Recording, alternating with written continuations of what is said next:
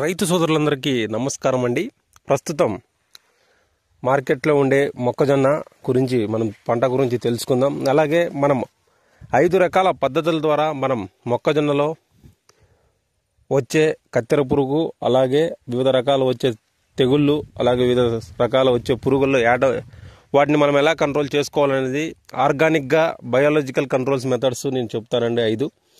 అవి ఏంటి అనేది నేను చెప్తాను. మీరు వీడియోని ఎక్కడ స్కిప్ చేయొద్దు. అలాగే మీకు మొక్కజొన్న రైతులైతే దయచేసి మీరు వీడియోని లైక్ చేయాల్సిందిగా కోరుతున్నాను. అలాగే ఛానల్ సబ్స్క్రైబ్ చేసుకోవాల్సిందిగా కోరుతున్నాను. ముఖ్యంగా ఈ మొక్కజొన్నలో మనం పురుగుల యాజమాన్యానికి, అలాగే తెగుళ్ళ యాజమాన్యానికి ముఖ్యంగా మనకు ప్రస్తుతం మొక్కజొన్నలో అతి భయంకరమైన పురుగుల్లో మనం గమనించినట్లయితే, కీటకాల్లో గమనించినట్లయితే కత్తెర పురుగు, అలాగే కాండం తొలచు పురుగు, అలాగే కంకి తినే పురుగులు, అలాంటివి మనం ఎన్నో ఉన్నాయి. కావున కొన్ని బయాలజికల్ మెథడ్స్ అంటే న్యాచురల్గా మనం ఎలా ఈ పురుగులు రాకుండా మనం జాగ్రత్తలు వహించాలి, అలాగే మనం ఎటువంటి యాజమాన్య పద్ధతులు పాటించాలి అనే విషయాలపై చెప్తానండి. మీరు వీడియోని ఎక్కడా స్కిప్ చేయొద్దు. 5 బయోలాజికల్ కంట్రోల్ మెథడ్స్ మనం అంటే మన ప్రకృతి హానికి చేయకుండా, అలాగే మన కొన్ని యాజమాన్య పద్ధతుల ద్వారా పాటిస్తే మనం ఈ కత్తెర పురుగును అనేది మనం పూర్తిగా నివారించుకోవచ్చు. అలాగే వివిధ రకాల పురుగులు రాకోకుండా ఉండడానికి మనము చెప్తాను. మొదటిది వేసవికాలం దుక్కులు. ఎప్పుడైనా సరే పంట అయిపోయిన తర్వాత ఎండాకాలం దుక్కులు అనేది దున్నుకోవాలండి. ప్రతి ఒక్క రైతుకి చెప్తున్నాను. మనం ఎండాకాలం దుక్కులు దున్నుకోవడం వల్ల ఇప్పుడు మొక్కజొన్నలో వచ్చే కత్తెర పురుగు అవశేషాల గుడ్లు అనేది మనకు భూమిలో పెడుతుంది కాబట్టి, అలాగే ఆకులపైన పెడుతుంది. ఈ గుడ్లు అనేది మన రిస్ట్లోకి వెళ్ళిపోతాయండి. మళ్ళీ పంట వచ్చేంత వరకు మనకు కనిపించవు కాబట్టి ఇవి మనం ఎండాకాలం దుక్కులు దున్నుకోవడం వల్ల, అలాగే పురుగులు, అలాగే తెగుల్లో వచ్చినట్లయితే విల్ట్ కానీ, మొక్కలు చనిపోవడం కానీ, అలాంటి వెదులు ఉండేటువంటి సిద్ధ బీజాలని ఉంటాయండి మనకు ఫంగస్వి.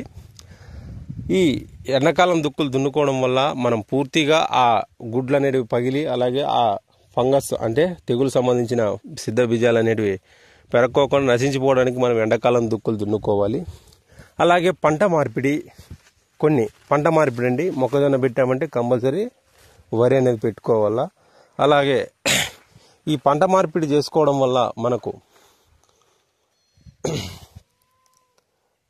భూమిలో సారవంతం పెంచుకోవచ్చు, అలాగే అధిక దిగుబడిని సాధించవచ్చు. ఒకవేళ మనం పంట మార్పిడి చేయకపోతే మనకు దిగుబడి లాస్ అవుతుంది. అలాగే ఒకే పురుగే మనకు ప్రతి ఒక్క పంట సారికి అదే పంట పురుగు రావడం వల్ల మనం అధిక దిగుబడి నష్టపోవడానికి ఆస్కారంగా ఉంటుంది. అలాగే మనకు మొక్కజొన్న చుట్టూ అక్కడక్కడ ఈ నేపియర్ గ్రాస్, పశువుల గ్రాసం అంటారండి. ఈ పశువుల గ్రాసం వేసుకోవడం వల్ల మనకు వీటిలో వచ్చే కత్తెర పురుగు మనం ఇలా తోట చుట్టూ వేసుకోవాలండి. లేకుంటే ఒక రోలో మన మొక్కజొన్న ఇలా పెట్టామంటే ఈ రోలో మనం ఇట్లా నేపియర్ గ్రాస్ మనం వేసుకోవడం వల్ల మనకు వివిధ రకాల వచ్చే పురుగులు అనేటివి దీని మీద, ఈ నేపియర్ గ్రాస్ మీద పడి తిని దీనికి మెయిన్ పంటకు మనకు ఆశించుకోకుండా ఈ నేపియర్ గ్రాస్ మనకు ఈ పంటను తినేసి, అంటే మెయిన్ పంటను ఎక్కువ సోకించుకోకుండా ఈ పంటను తినేసి, అలాగే మన చీడపీడల నుండి తట్టుకునే విధంగా మనకు పనిచేస్తుంది.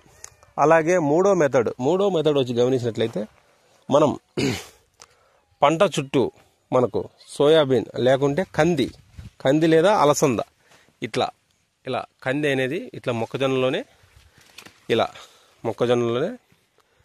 కంది, ఈ మొక్కజొన్న అనుకుంటే ఇలా కంది కానీ అలసంద కానీ ఫ్యాబేసిస్ ఫ్యామిలీ ఇవి వేసుకోవడం వల్ల మనకు వీటిలో వచ్చే కత్తెర పురుగులు కానీ, వివిధ రకాల పురుగులు కానీ మనం ఇప్పుడు ఈ స్టేజ్లో మనకు ఎన్నో పోతాం కదండి. ఈ పొడి అనేది మనకు ఇప్పుడు పొడి రాలుతాం కదండి. ఈ పొడి అనేది మనకి ఇట్లతా పడాల. దీని మీద పడితేనే మనకు పాలినేషన్ జరిగి, పరాగ సంపర్కం జరిగి మనకు కంకి గింజలు తయారవడానికి ఆస్కారంగా ఉంటుంది. కావున ఈ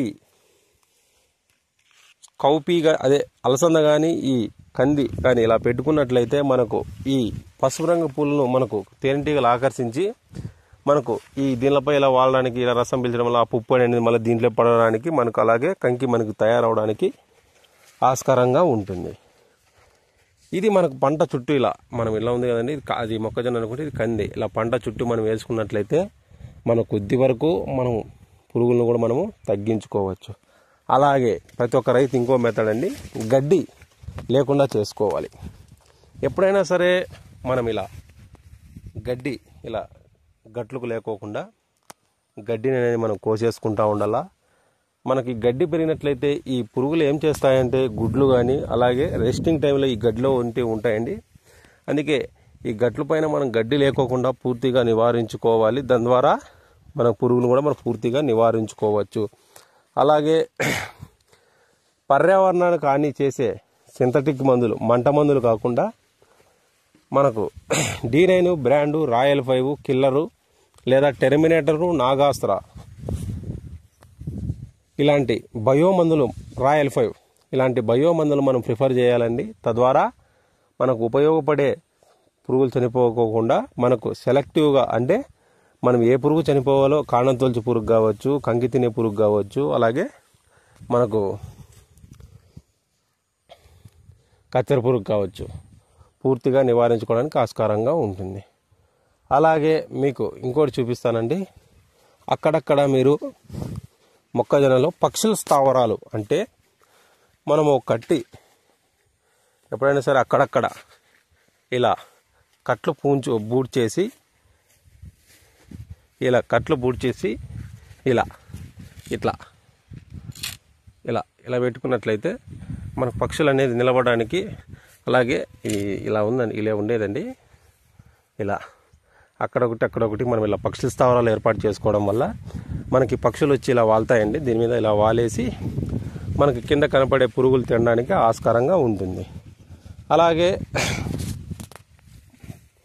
ఎక్కువగా కెమికల్ మెథడ్స్ పోకోకుండా ఆర్గానిక్ మెథడ్ కానీ నేను చెప్పిన దాంట్లో మొట్టమొదటి దఫాగా వేసవకాలం దుక్కులు, అలాగే పంట మార్పిడి, అలాగే నేపియర్ గ్రాస్, మనము తోట చుట్టీలో నేపియర్ గ్రాస్ వేసుకోవాలి. అలాగే కంది ఇలా పంట మధ్యలో ఇలా పంట చుట్టూ 1:2:1 రేషియోలో మనం ఇలా వేసుకోవాలి. డ్రిప్ వాళ్ళు కూడా మనం ఇలాంటి పద్ధతులే పాటించాలండి. నేను చెప్పిన పద్ధతులే బయోకనో ఇవే. దీన్నే మనము పర్యావరణ హాని కలగకుండా మనం యాజమాన్య పద్ధతులు పాటించి మనం కొద్ది వరకు పురుగులు అనేది మనము కంట్రోల్ చేసుకోవచ్చు. దీన్నే మనం బయాలజికల్ మెథడ్స్ అని అంటారండి రైతులకి. కావున తర్వాత కంది అయిపోయిన తర్వాత మనకి ఇలా పక్షుల స్థావరాలు ఏర్పాటు చేసుకోవాలి. ఇలా ఏర్పాటు చేసుకోవడం వల్ల పక్షులు దీని మీద వాలి మనకి ఏదైనా కంకి తినే పురుగులు కానీ, అలాగే మనకు కత్తెర పురుగులు ఎటువంటి ఉన్నా కానీ ఏరుకొని తినేదానికి ఆస్కారంగా ఉంటుంది. అలాగే మనం వీటిలో వచ్చే కండె తినే పురుగు వచ్చి మనకు సుడిలోనే మనకు తయారవుతుందండి. ఆ పురుగు మనం మొదట్లోనే కంట్రోల్ చేసుకోవాలి. మొదటి దశలోనే మనం కంట్రోల్ చేసుకుంటే మనం కండె తినే పురుగును పూర్తిగా నివారించుకోవచ్చు. అలాగే మీకు నేను చెప్పిన విషయాల్లో మీకు ఎటువంటి సందేహాలున్నా మీరు కామెంట్లో నన్ను అడగండి. అలాగే మీకు వీడియో నచ్చినట్లయితే ప్లీజ్ లైక్, షేర్, సబ్స్క్రైబ్ అండి. ప్రతి ఒక్క మొక్కజొన్న రైతులు వీడియోని లైక్ చేయవలసిందిగా కోరుతున్నాను.